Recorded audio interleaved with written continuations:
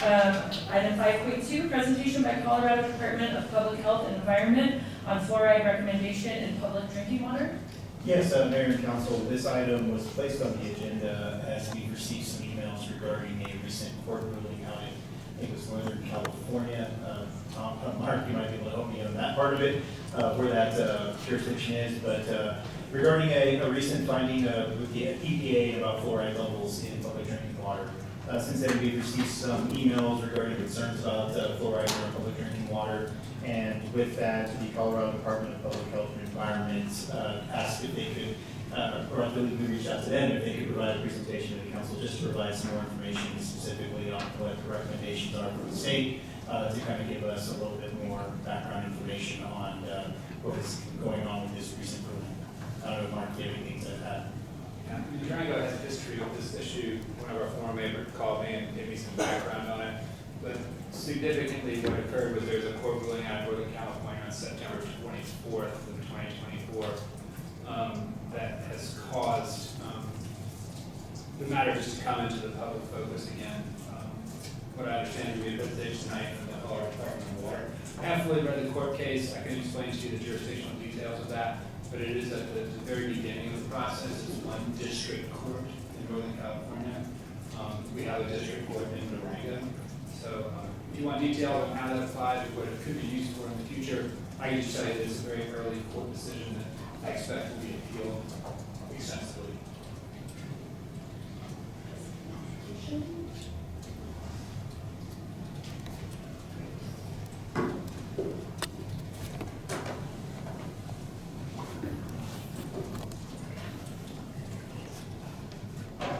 I think it was on. That's okay. Yeah, yeah.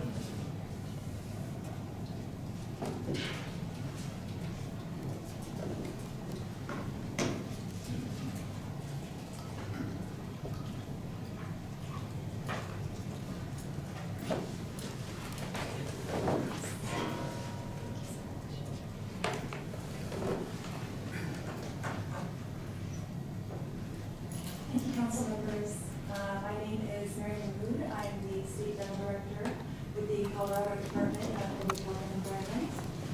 The oral health unit is one of the oldest chronic disease prevention programs in the health department. The purpose of the unit has evolved considerably in 8 years, and today we do administer not only the community water fluoridation program, but also provider training, workforce development, and public health surveillance. So today we're here to provide some information about water fluoridation, its impact and safety, and the recent ruling in California regarding water fluoridation. We also have Courtney Justice here with us, who is a registered dental hygienist and a regional oral health specialist from the La Plata County Public Health Department to present some local information as well.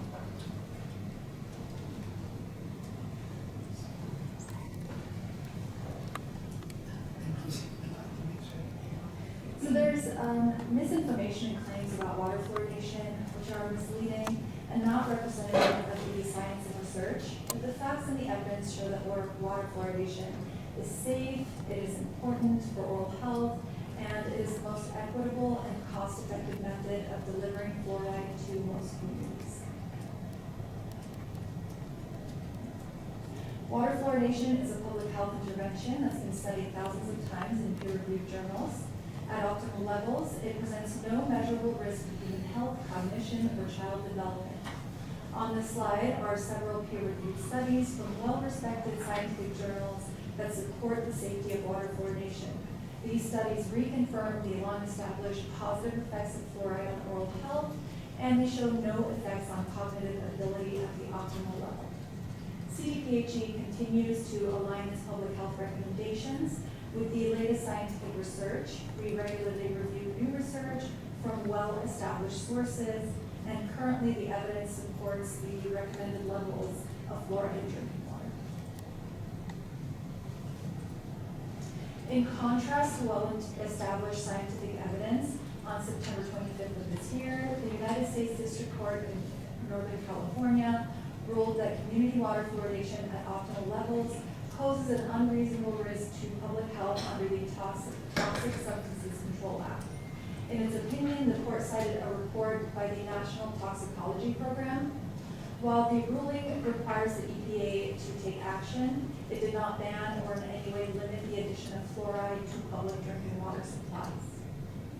The National Toxicology Program report that is cited by the judge explicitly states that there is not enough evidence to determine if the currently recommended levels of water fluoridation in the U.S.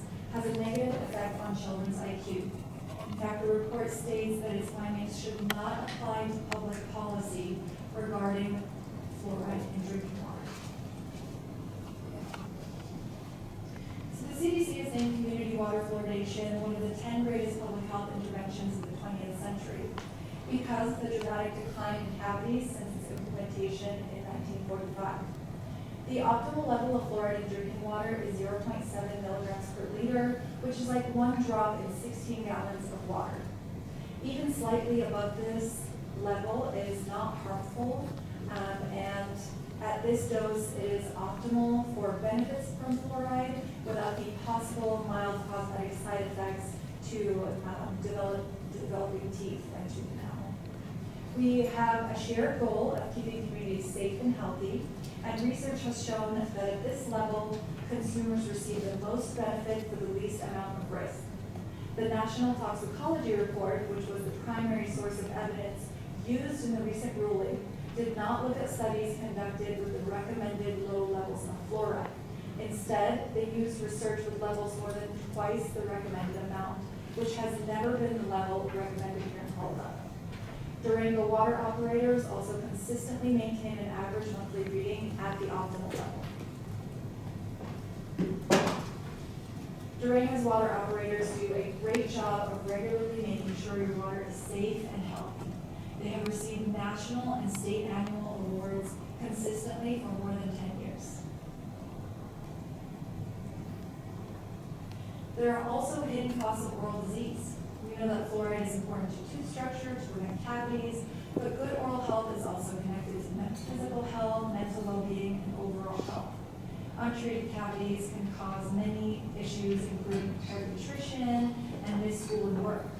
Having cavities as a child does increase the risk of developing cavities in permanent adult teeth. Fillings also may not last forever, and treated teeth may need up to over $6,000 in treatment over their lifespan. So while it depends on the community and the size, a Colorado study showed that community water fluoridation saves $61 per person per year in dental care. For Durango, this results in more than $2 million per year saved in averted dental costs. And even though 3/4 of Coloradans have access to fluoridated water, children and adults are still suffering from preventable cavities. A 2022-2023 school oral health survey called the Basic Screening Survey showed that 46% of kindergartners and 60% of third graders in Colorado have already experienced tooth decay. This data highlights the importance of community water fluoridation as an intervention that can reach a large population with health benefits that can last a lifetime. I'll turn it over to Courtney. Thank you, Dr. Mahmood. So as Dr. Mahmood mentioned, I am the Regional Oral Health Specialist for La Plata County Public Health Department, but my catchment area does include La Plata, Archuleta, San Juan, Dolores, and Montezuma counties.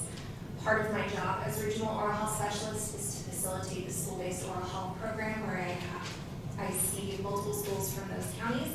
Last year I saw 610 students within the school year. So this information on your screen is actually a risk stratification map. We developed a school-based study that shows us different data points to determine the risk levels of students across each of the schools.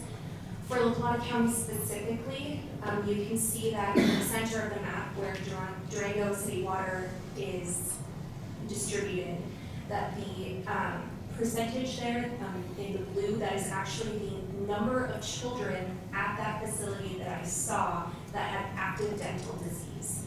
And so the highest number is Riverview, but I actually only saw 4 kids there, so it's a skewed metric.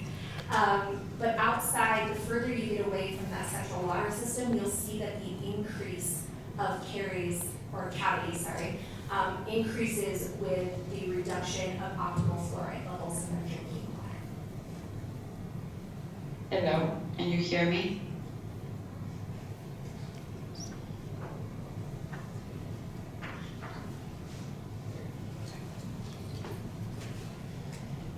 Tooth decay is the most common chronic disease in children and is significantly more common than asthma, obesity, and diabetes.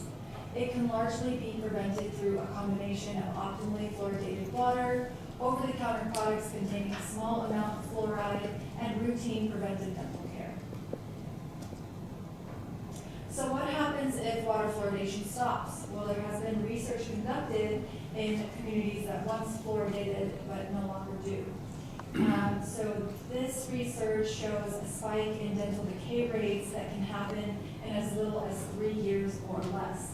In fact, Calgary saw a 146% increase in tooth decay rates after ceasing fluoridation, which then prompted the city to reintroduce fluoride in the water in 2021. What's concerning is that many of Colorado's counties are actually considered to be dental health professional shortage areas, which means that there are not enough dental providers to meet the needs of the population. Often, people have to wait for dental care due to a lack of available appointments, which increases the risk of cavities becoming an even more urgent infection. If left untreated, these infections can also become life-threatening. Many organizations have expressed support for water fluoridation, and over 100 respected scientific and health organizations support it, including past and current U.S. Surgeon Generals.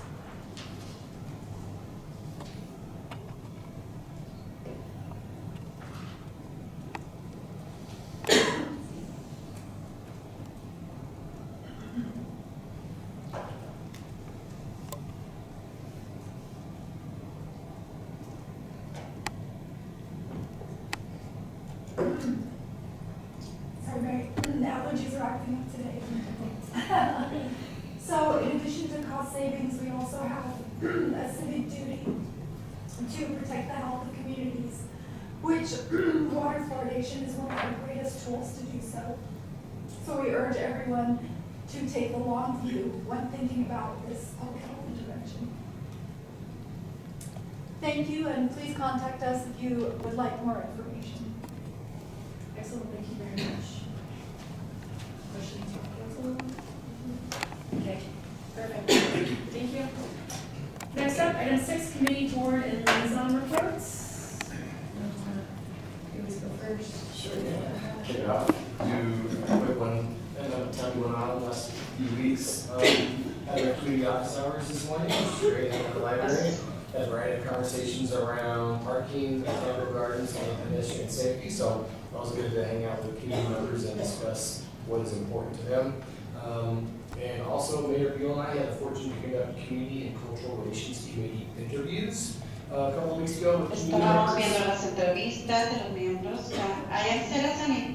And we have some great folks that we are really excited to bring into the commission. So yeah, that was all I had to report. Excellent.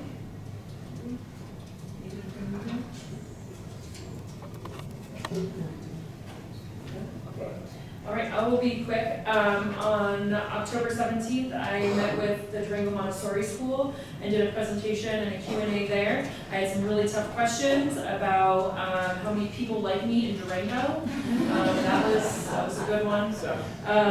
What the world population is, but then some good ones. What do I like most, and what's the hardest about being on city council? So those are some of my favorite things to do as a city councilor and mayor, is to go chat with the schools, so that was fun. On the 17th, I also had a meeting with the new CEO of the chamber, Jeff DuPont, about what's going on with the chamber and happenings, but Dave keeps us up to date with his monthly updates. We had the URA meeting on the 21st, which was great. We talked about Midtown. They had the bike lane by Durango Bike. They got a grant that was in Midtown and installed for a brief amount of time, which we got some great feedback on. Bamberger really liked it. The concrete work is complete over by the powerhouse. as part of the grant renewal through the URA over there. We talked about the North Main Gateway. They had a direct design charrette for the corner of Main and 32nd Street right there, which is a great partnership with the URA, Parks and Rec, and the Durango Creative District. We got an update on Durango Crossing and our budget proposal, so that was exciting. We had the 1917 East 3rd Avenue community meeting.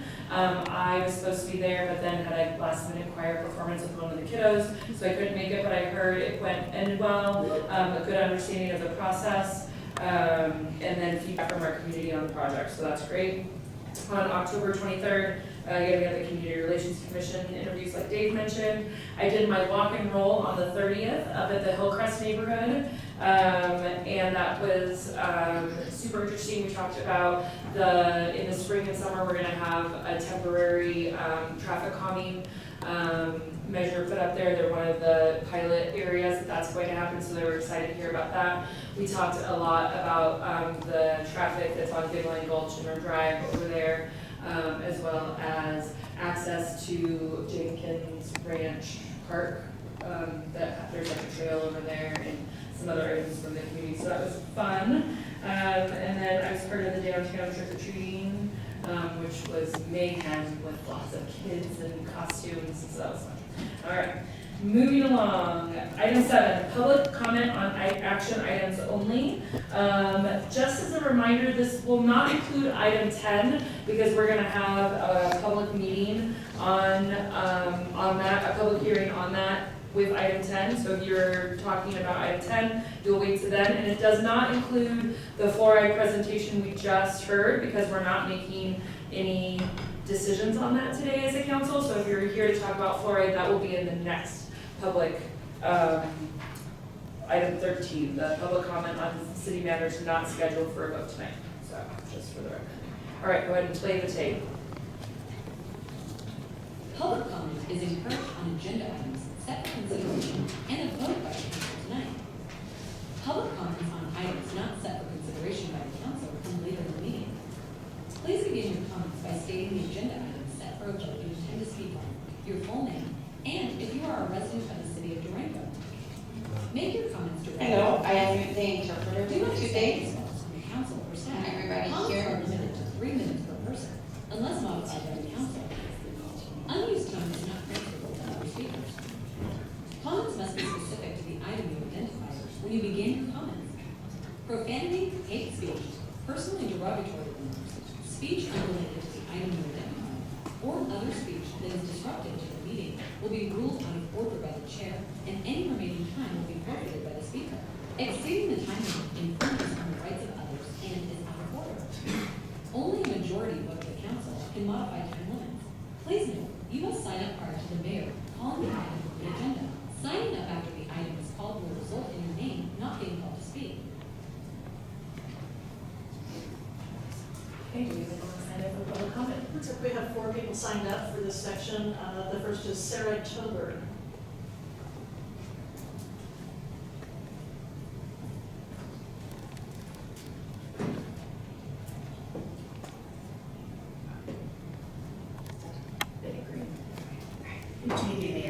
City Council. Thank you for your time, Sarah Tober. I am the Locality Economic Development Executive Director, and I'm here on item 12. It's on the dark sky ordinance. Specifically, I just want to give accolades to the staff, to Lily Oswald and Mark Williams, as well as Scott Shine and Jose for prioritizing this so that the city of Durango can continue with the International Dark Sky Place certification application. Sometimes these applications can take 8 to 10 years, so us getting it done in a year is pretty unheard of. But I am also here as a city resident as well as the first executive director of Dark Sky Colorado and the mentor assigned to the city of Durango last year to kind of kickstart things when I was from Dark Sky Colorado and Colorado Tourism Office. So I'm very excited to see this progress. The ordinance is very intentional and thoughtfully inclusive to the community as well as to Dark Sky International and Dark Sky Colorado, so it's been well reviewed, and we are hoping this will also simplify it. We don't want things to be too complicated for residents and business alike when it comes to dark sky standards, and we also know that this does have results in economic development in the form of pastoral tourism, as well as quality of life for residents. So just want to give everyone accolades on their work there and support that, as well as say that I'm also here if anybody has any questions about the Regional Housing Alliance of LaPlata County Escalator. Thank you. Next up would be Tim Pletcher.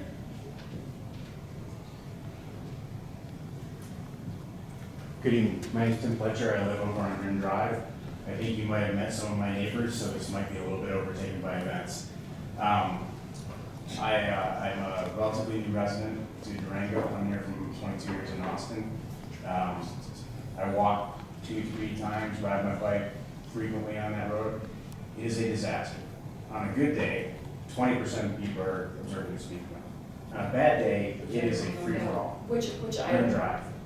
Yes, so that's not on an item that we're commenting on. It wouldn't allow me to put an item in, so the sign-up form was worked up, so it let me put that So in. this is the time for comment on items that you'll be voting on. Yeah, so if I Anything let else you on just this? go, like everyone would, so we have to only talk about items on the agenda. Fair enough. Sorry, You come back on so item you, 13. 13, so I Should I come back next 2 weeks from now? No, or- no, item 13 Oh. today. It wouldn't even let me sign up properly, so we can do this another time if you want. I'm fine with that, Yeah, but you can email us, or you're more than welcome to sign up. He can help you, I'm sure, sign up for item 13. that's right, you've got a schedule, so I won't, Okay. I won't. Thank you. do it. Just be aware that thing was not functioning properly. Okay, Thank you. thank you. Next up would be Sweetie Marbury.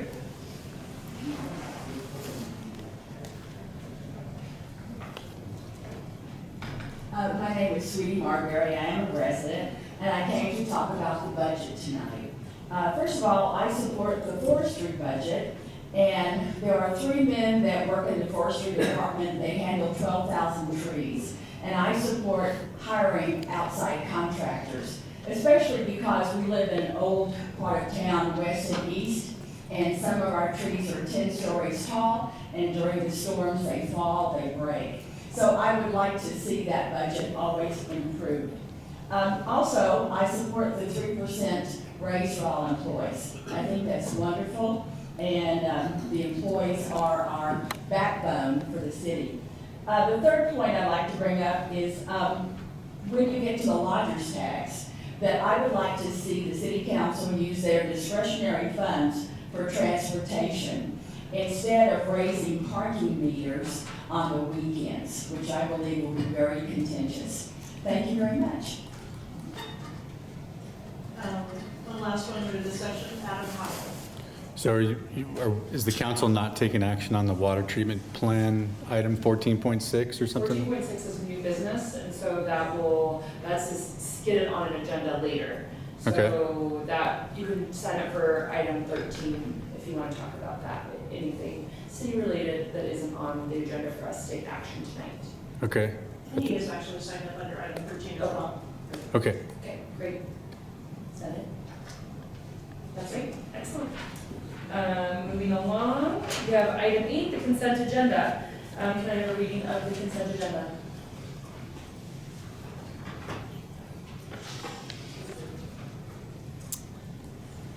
Eight point one is approval of minutes. These are approval of minutes from the October 15th, 2024 City Council regular meeting. There are no items under 8.2. 8.3 is adoption of resolutions by consent. 8.3.1 is a resolution approving the operating plan and budget for the Durango Business Improvement District for the year 2025.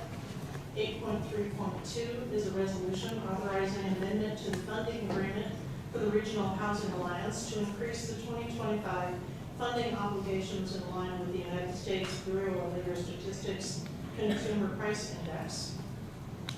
8.3.3 is a resolution approving previously appropriated speed and distracted driving grant, high visibility enforcement grant, and bulletproof vest partnership grant. 8.3.4 is a resolution adopting an update to Durango's transit Durango Transit's drug and alcohol policy in accordance with the Code of Federal Regulations, Title 49. 8.3.5 is a resolution approving the renewal of the city of Durango's cable franchise agreement with Charter Communications.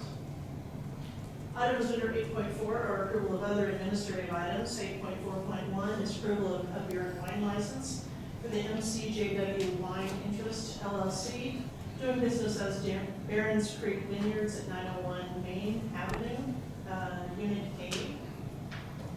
8.5 is a request for a public hearing. This is a request for a public hearing for an introduction of an ordinance regarding the sale of city-owned property located at 166 East 33rd Street per city charter, Article 2, 11-D, conveyance of real property to be held on November 19th. 8.6 are introduction of ordinances, with 8.6.1 being an introduction of an ordinance amending in pertinent part the Durango Code of Ordinances, Chapter 3, alcoholic beverages, Section 3.3, business classifications.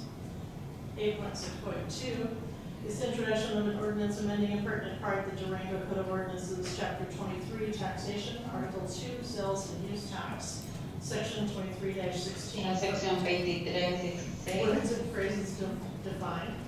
8.6.3 is introduction of an ordinance amending pertinent part the Durango Code of Ordinances, Chapter 1, general provisions, sections 1-2, definition, rules, and construction.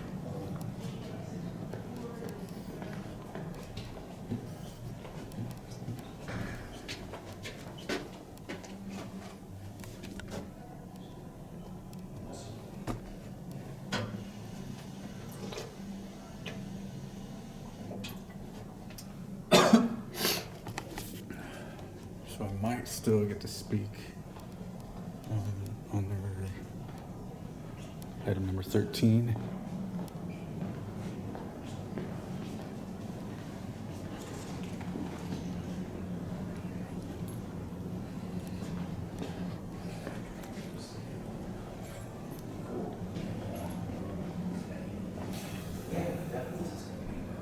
Oh, I know, I so, yeah. He thinks so. Staff, we would ask that 8.5.1 be pulled. It's a duplicate. 8.5.1 and 8.6.4 are the same, so we can just pull 8.5.1. And I'm not exactly sure the motion on that one or what we would do, but we don't need that one on there. 8.6.4, but we'll take care of that. It's full, we just asked them to mark it to Anyone else want to remove anything from the consent agenda? I'd like to move 8.35, 8.6.5, 8.6.6, and 8.6.7. You get all that? I did not. 8.3.5, 8.6.5, 8.6.6, and 8.6.7. I'll make a motion to approve the consent agenda. Okay. I'll make a motion to approve the consent agenda with the removal of 8.3.5, 8.6.5, 8.6.6, 8.6.7, and 8.5.1. I'll second. Council discussion? Can I get a roll call? Mayor Beal, Yes. Council Youssef, Yes. Council Bosman's, Yes. Council Woodruff, Yes. and Mayor Pro Tem Yasi. Yes. Okay, we'll start with we're on item 9, items pulled from the consent agenda. We'll start with 8.3.5, a resolution approving the renewal of the City of Durango's cable franchise agreement with Charter Communications. Councilor Bosman? Oh, yeah. Someone makes a motion, I'll make a motion. I'll make a motion to approve a resolution for the approving the renewal of the City of Durango's cable franchise agreement with Charter Communications. I'll second. Council discussion. So the reason I pulled this item is council has requested to approve the agreement with Charter, following a 10-year commitment. And apparently there have been several months of negotiations, and it states that an updated agreement is being presented to council. I, as one council, have never seen an updated agreement, nor am I aware of anything that was negotiated. And even though this is likely a very straightforward process, it is listed as a consent agenda item for immediate approval without review by council. have no idea what they're approving, so I'm just asking for some level of summary and update, so that this council can know what we're stepping off. Happy to do that, in anticipation of questions that anyone might have. Jim, Mark from my office is here. Jim, you can come up and answer any questions or explain what you did.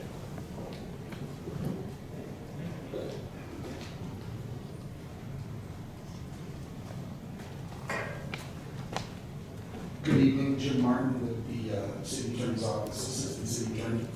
And I worked extensively with Charter Communications and their officers to basically compare what the city had in our previous agreement with the prior, it was a different name, but basically it was a prior cable television company, and then what was being proposed with the new agreement, and basically also talked with the county, and this is a standard agreement that is used by all the local governments in the area, and it provides for revenue of 5% that comes to the city for all the revenues generated by Charter Communications. It's very standard, and most of it is governed by federal law.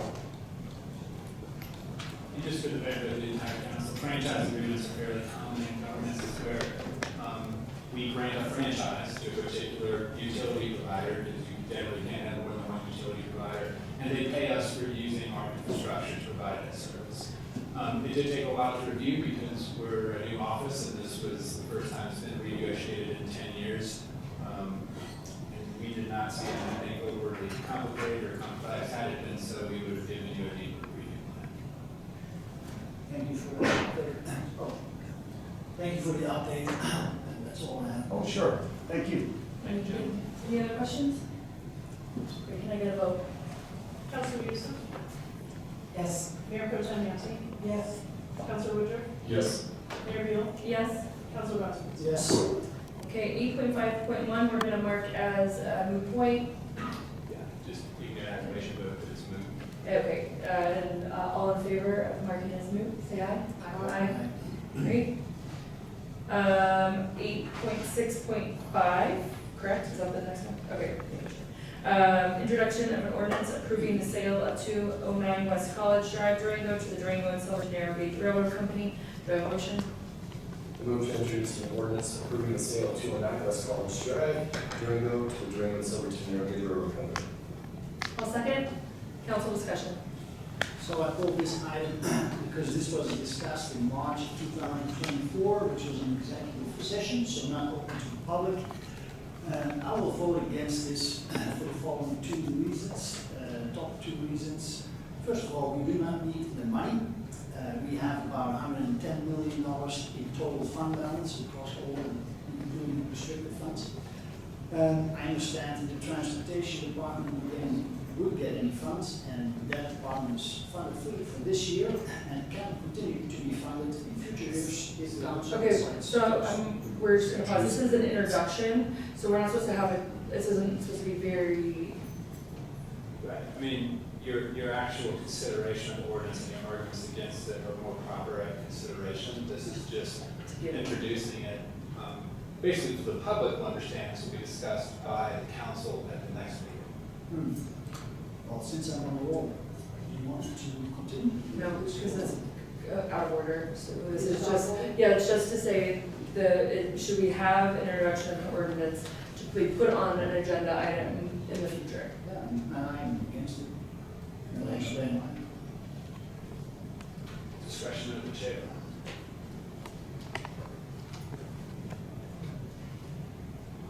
What I would suggest is that because it's an introduction and you would like to keep speaking, is that you guys vote to grant some brief period of time, not 5 minutes or 3 minutes, but because our rules are introduction, you can have brief comment. I would, by vote of the council, make that for a specific amount of time tonight. So you need a motion to limit the discussion to some time period. I move to suspend the rules to allow 2 minutes of council comment for this introduction ordinance. I'll second. Need a vote on that? Can I get a vote? Councilor Woodruff, Yes. Mayor Pro Tem Yazdi, Yes. Council Bosman's, Yes. Mayor Beal, Yes. Councilor Youssef. Yes. So the first reason was that we don't need money, we have 110 million in funds. And the second reason is that this is a very valuable property for our community. It's a gateway to our downtown. We have gone through an RFP, a request for proposal process for this development of this property. This property could be used for a convention center, mixed-use farmers markets, and many more types that benefit our community. The Durango City and Narrogates Railroad Company certainly would be a great entity, and they have also included an option at the time. But if this property would be sold, the city would have lost a great opportunity in assets, with the only reason that I can see is to have an extra money on top of the over $100 million in fund balance.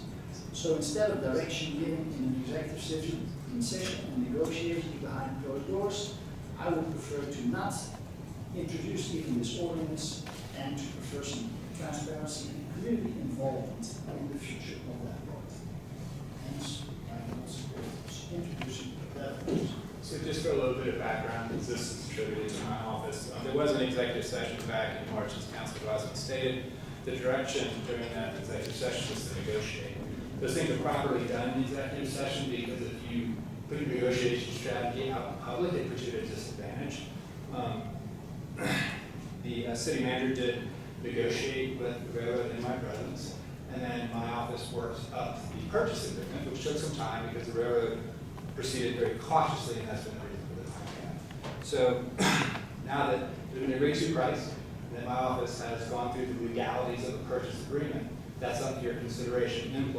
Introduction tonight, consideration next week's or 2 weeks meeting, and then final adoption after that. Any other comments? Can I get a vote? Mayor Pro Tem Yazdi, Yes. Councilor Woodruff, Yes. Councilor Youssef, Yes. Councilor Bosman's, No. Mayor Beal. Yes. 8.6.6, introduction of ordinance appropriating sums of money to the various funds and spending agencies for operating expenditures for the city of Durango, Colorado for the 2025 budget year. Do I have a motion? I move to introduce an ordinance appropriating sums of money to the various funds and spending agencies for the operating expenditures for the city of Durango, Colorado for the 2025 budget year. I'll second. Okay, limited council discussion, this is introduction of an ordinance, so. Point of order, city attorney, do we need to suspend the rules for each one to allow for 2 minutes? I'm asking. I think that your motion for 2 minutes on introductions applies to the whole thing tonight. Okay, thank you. So my comment here is I do not support the ordinance, and I will provide detailed feedback under agenda item 10.1 today and future meetings when this will be introduced, if not introduced in the first reading. Any other comments? Can I get a motion? Or can I get a roll call, sorry? Councilor Woodruff, Yes. Mayor Beal, Yes. Mayor Pro Tem Yazdi, Yes. Councilor Youssef, Yes. Councilor Bosman's. No. 8.6.7, introduction of an ordinance appropriating sums of money to the various funds and spending agencies for capital expenditures for the city of Durango, Colorado for the 2025 budget year. Can I get a motion? I move to introduce an ordinance appropriating sums of money to the various funds and spending agencies for capital expenditures for the city of Durango, Colorado for the 2025 budget year. I'll second. Council discussion. Same comment, I do not support the ordinance, and I will make my comments under agenda item 10.1 today and future meetings when this gets. Just for the record, 10.1 is only a public hearing today, that's not for council comment. If I'm correct, it will be on the next agenda when it's set that council can discuss the budget, but just for the record. So here. Okay, great. Anyone else? Roll call. Councilor Bosman's, No. Councilor Youssef, Yes. Mayor Pro Tem Yazdi, Yes. Mayor Beal, Yes. Councilor Woodruff. Yes.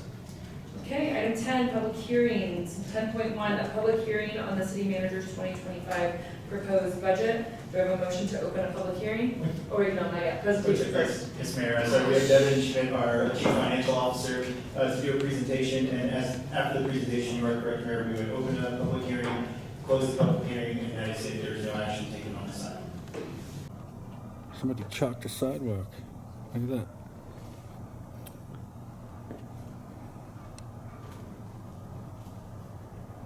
It's a lot more interesting than listening to some lady talk, read off slides for 10 minutes. She's going to be reading for like 15 minutes.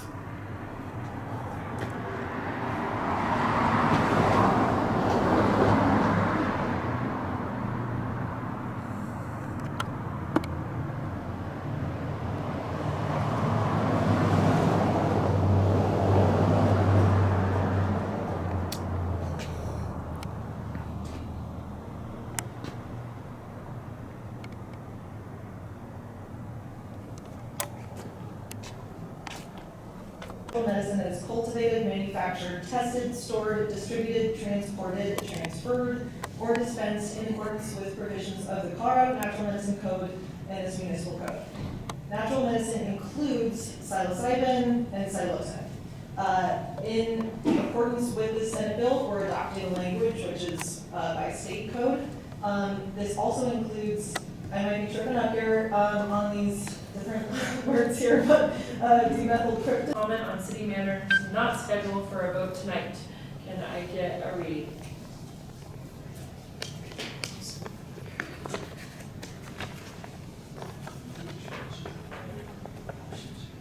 Public comment is encouraged on city-related matters, even if they are not set for a vote by the council on tonight's agenda.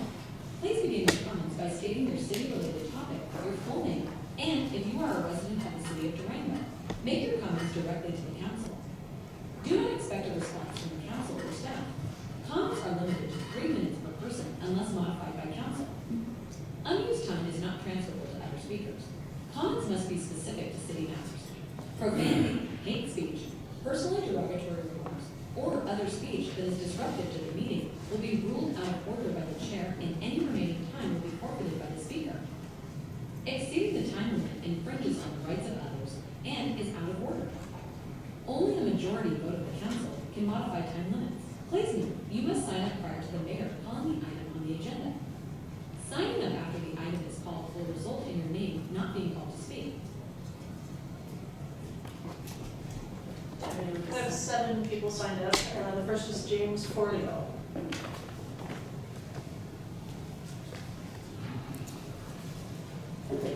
Thank you, City Council, for the job you do, and thanks for all of you. Yes, I'm speaking on this, what I call an historic ruling. It sounded like a trivial thing, but it is affecting everyone across the nation. And what this federal judge found, and here's 10 environmental groups suing the Environmental Protection Agency for not following their own Toxic Substance Control Act. So this is the first time the citizens group won and beat the EPA and found that they have been negligent in following their own rules. So what they found was that water fluoridation poses an unreasonable risk to children and to children's brains. So,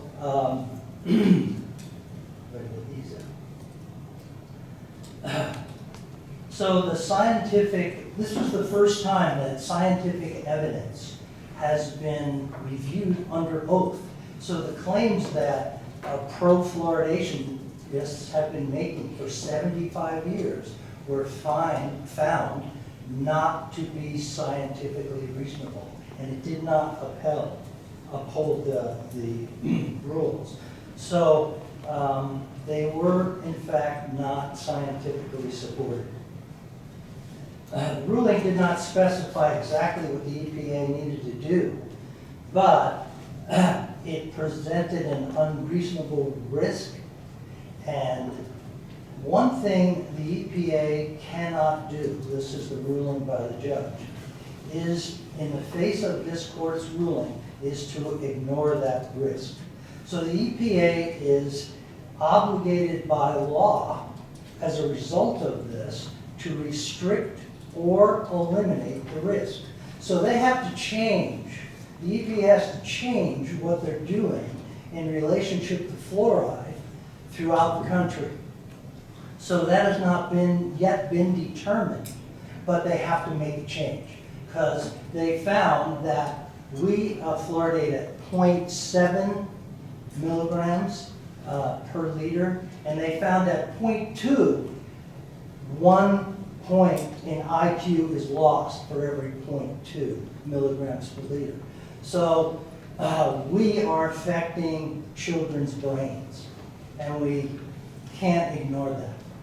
Another factor that has happened is the Cochrane report has, which is a scientific review, a world scientific review, has suggested that fluoridation is not as effective as it was because we're getting it from so many sources right now. So they suggested that it's only 0.4 benefit. It does not benefit 60% of the population as was initially said. Thank you. Next up is Matt Hogberg.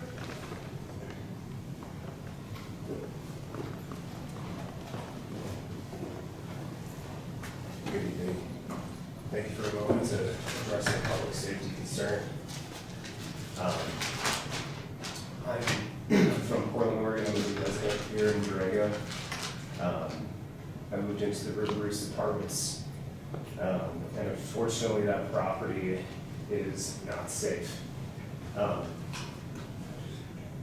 Thank you. During the last 3 weeks that I've lived there, I've had a knife pulled on me. I've had people threatening me with weapons. The properties at the thoroughfare for people coming off of the river.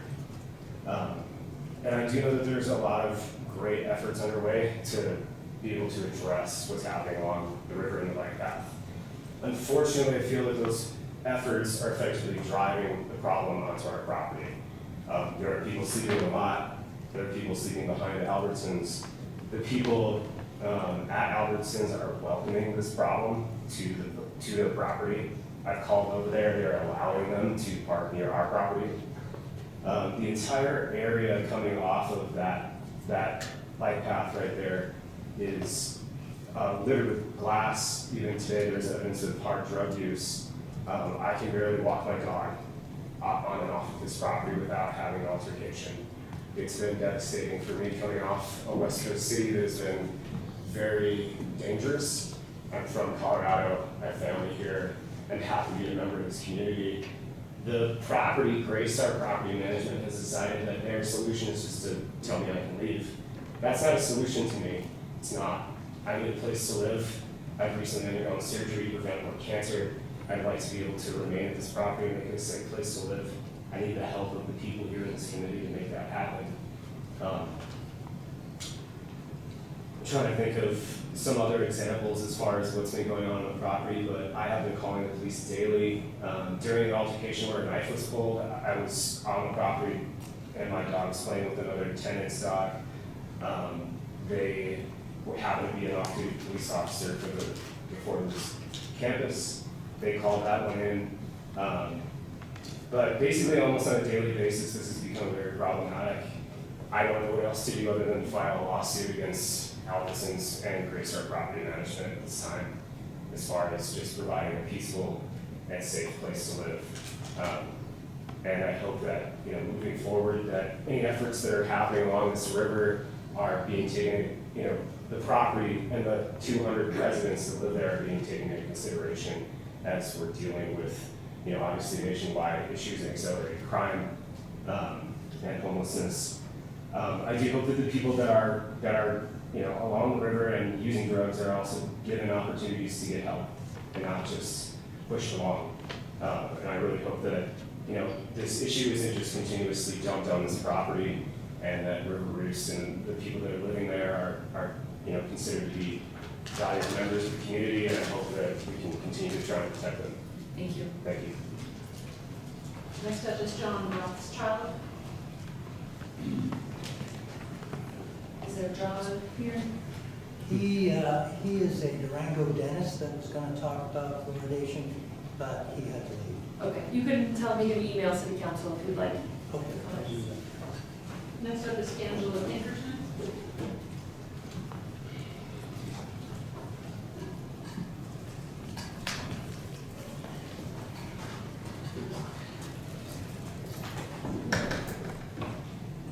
Good evening, Mayor, City Council members, citizens of the community. My name is Angela Pinkerton, I'm a Durango resident, and I'll be talking about the fluoridation issue. I wanted to thank Dr. Mahmood and Courtney on their very incredible and impressive presentation that they provided. I'm a pediatric dentist serving the community for 15 years now. My colleague, Dr. Weststein, and I are considered the authority on childhood cavity incidents in this region, and we can say without question that Durango has experienced a protective effect on the community fluoridation as compared to the surrounding counties with non-fluoridated water areas. We discussed this topic several years ago, and I shared my personal experience in which most of my significant patients who require high order of care in a hospital setting are typically under the age of 4. They have more than half of their teeth decayed or have to be extracted from decay, and approximately 75% of that population is residing in a non-fluoridated area. The study comparing the water fluoridation and the lower IQ does not relate to any models in our community. The primary reason is that it does not apply to the toxic levels of the fluoride concentrations discussed.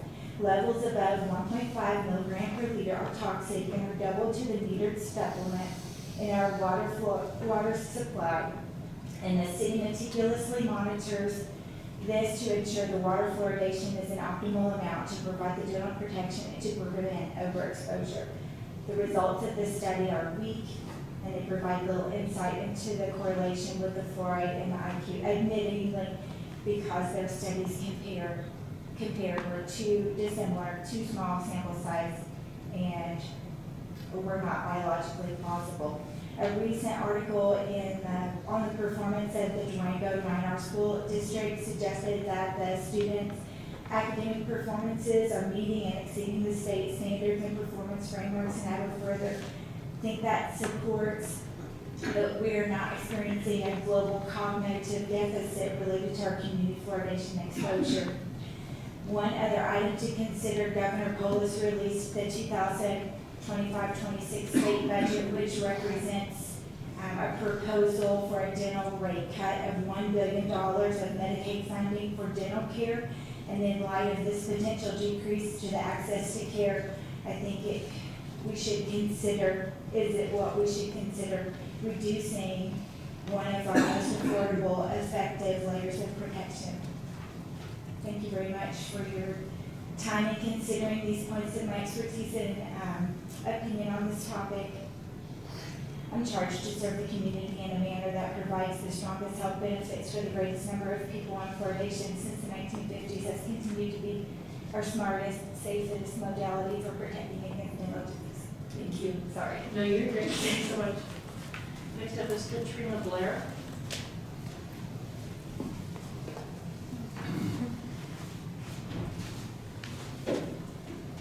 Thank you so much for letting me speak and your attention, all the council members and mayor. Katrina Blair, and I grew up in Durango in town. I currently live in the county, a few miles out of town. But I'm also wishing to speak on fluoride. And I'm coming from a place of common sense and intuition and connection to the desire for health for our community, which I think we all have in common. But there's something about clean air, clean water, clean food, and a big part is getting chemicals out of those things. And when I do a little research on where our fluoride comes from, it's a byproduct of an industry such as pesticides and aluminum and fertilizer. And when we have a pharmaceutical grade fluoride, such as what we get in toothpaste, that actually has been purified to a degree, but the fluoride that goes into the water has been not processed on any level, so it's just the raw byproduct from these industries. And it contains arsenic and lead, and some of these things that just intuitively, no way would I want a chronic source of that coming into my water, which I need to survive. So it may or may not protect the teeth. There's so much research on both sides, but it is a risk, and that is becoming more obvious. And I think, living in this world, there's so much influence and propaganda or information that we have to weed through, or whatever, I love weeds, but that we have to go through, and I appreciate your curiosity, because that's all we can do. We don't absolutely know anything, but we can be curious and open and look a little deeper than sometimes what is presented. And for me, when I get curious, then I say, whoa, because I got a tour of the water treatment plant some years ago, and when I saw the bags of the fluoride, it had a skull and crossbones on the bag. It was real, not to say, of course, in that concentration, of course it would be extremely toxic, but a minute amount constantly builds up also. And I think I went and looked at all the toothpaste, and the cheapest toothpaste that you can buy, that I could find at least, was $1.19, and it had the good kind of the pharmaceutical fluoride in it. So when I think of, we want to make sure our underprivileged kids have access, that's the cheapest toothpaste you can buy, and it has fluoride. So it's pretty easy to make sure our kids are getting a good source of it, but to put it in everyone's water and medicate everyone, that doesn't feel correct. Thank you so much. Thank you. Next up is Adam Howell.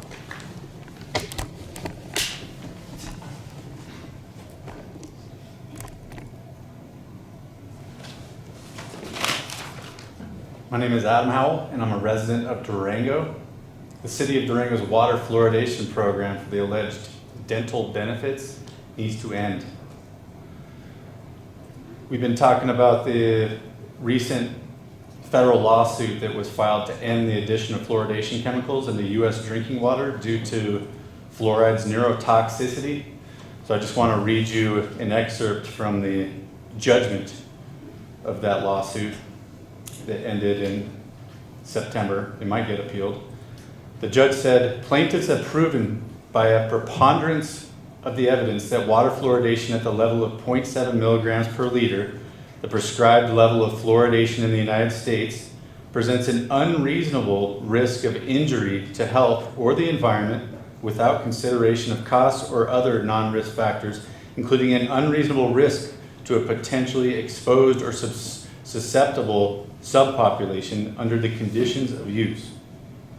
So the court then ordered the EPA to begin rulemaking pursuant to the Toxic Substances Control Act. It's unclear when this rulemaking will occur or if the EPA is going to appeal. But on to the current situation here.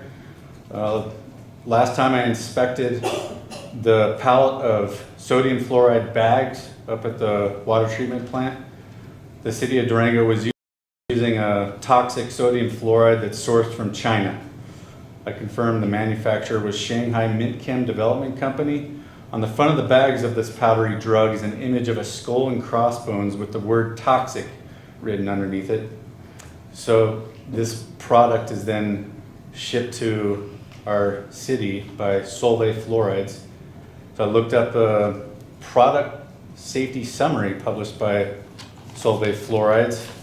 It says the ingestion of sodium fluoride may cause salivation, burns of the mouth and throat, and irritation of the esophagus and stomach, nausea, blood vomiting, abdominal pain, diarrhea, risk of convulsions, loss of consciousness, deep coma, and heart failure. Hypocalcemia with nervous system disorders and cardiac arrhythmia may also occur. Ingestion of sodium fluoride may be fatal. So this warning from the manufacturer confirms the claims of the lawsuit, saying that fluoridated water poses the risk of neurotoxicity. On top of that, the Food and Drug Administration has said that sodium fluoride is a drug, not a nutrient. After all that, why would I want this questionable drug added to my water, knowing that the manufacturer and a slew of expert witnesses in this lawsuit have reported that it's toxic and is known to lower the IQ of children? Ultimately, the federal, state, and local officials are going to have to stop siding with private interest groups that want to push this medical treatment upon the population. A bottle of fine powdered sodium fluoride that people can mix in their own water is available for purchase on the internet. Thank you. Thank you. The last person signed up is